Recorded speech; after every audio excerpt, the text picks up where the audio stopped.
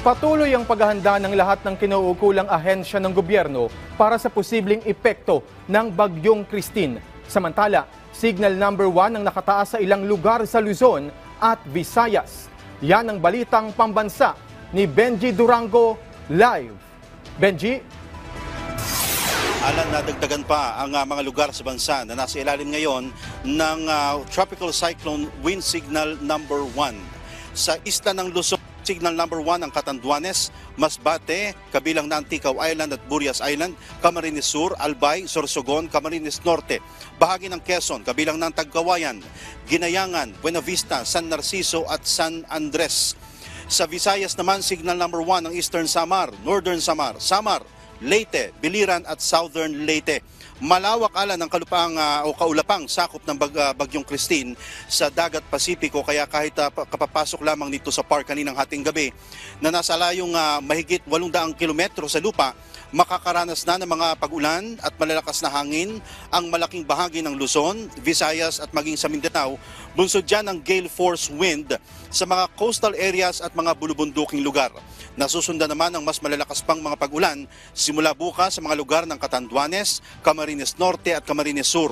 Heavy to intense rain din ang mararanasan sa Cagayan, Isabela, Aurora at dyan sa Quezon.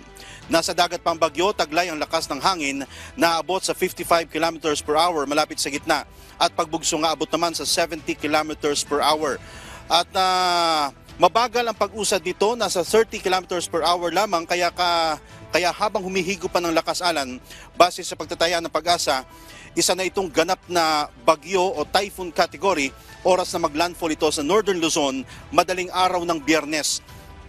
Dahil sa posibleng epekto ng Bagyong Christine sa bansa, agad na naglabas ng memorandum ang Office of Civil Defense Cagayan Valley para pagkaisahin ang kilos ng RDRRMC at maging ng local DRRMC bilang paghahanda sa paparating na bagyo.